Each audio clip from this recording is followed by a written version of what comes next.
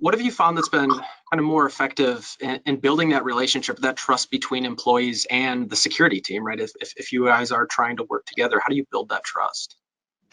Well,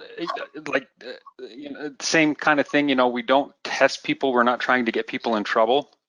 A couple of things we do, the phishing drills that we run them every month. We constantly work to remind people that this is not to get them in trouble. It's simply practice. It's like a fire drill. That's why we call them drills. And that's the way when we actually have to get after managers now and then when they want to get mad at somebody for clicking on a drill. It's like, no, don't get mad. That's not the point. The point is practice. That's all it is. The other thing we do, and this was actually set up before I started working at INL, is we have an email address specifically for cybersecurity questions.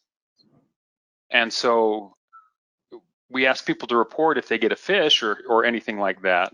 But we also say this is a forum where you can ask any cybersecurity question you have. You can even ask questions about personal cybersecurity and home cybersecurity. We can't, we tell them up front, we can't make recommendations. We can't say, well, use this antivirus or use this VPN or use this router, but we can tell them, how to set up their router properly, when they might want to use a VPN, or whether or not they should use a password manager. So, we want to give them a place that they feel safe to come and ask us questions where we're not going to get after them. We're not going to get mad at them. We're going to, recognize and acknowledge that, hey, that's a good question, especially if it's been bothering you, and try to give them good information that they can use both at home and at work. So that's a couple of ways, and in fact, we try to make the whole program fun. You can kind of see the colorful stuff behind me there. We try to make our cybersecurity awareness program fun, and in no way whatsoever punitive. And we even tell people, if you click on the phish, the drill message, still report it, you can still get credit for reporting it. And people want to get credit for reporting it because they can get phished. Keep forgetting it's not mirrored. They can get fish and they can get little silver sharks. They can earn rewards. And again, it's the whole idea of, even if you do something bad, we want you to report, and that's the most important thing. And they trust us that we're not going to get mad at them. We're not going to punish them. We're going to work with them to improve everybody's cybersecurity. Yep. Yeah, that's great. A lot of really good stuff there. I know, Donna, you mentioned getting that feedback from employees and listening to them. I'm sure that is a great way to build trust. Is there anything else, like kind of keys or biggest takeaways for you that has helped you build that trust between employees and the security team? Well, just like what Tomm was talking about, it's like clicking on something. Whether it's a drill or a live event, not making that, treating them like a victim.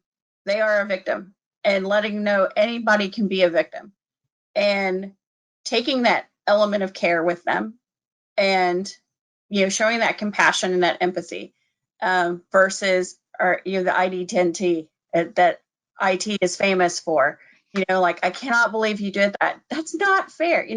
Don't do that. That belittling people does not change behavior. That puts the fear factor in them. So it's, how do you eliminate that? So take them in consideration. And I like to ask people, why did you click? Did we create a business process, a business environment for you that has driven you to react inappropriately? Finding out that there's a business driver that, we want somebody to complete emails, have a clean inbox for the day, or respond to an inquiry within so many seconds of delivery, that type of thing, or calls.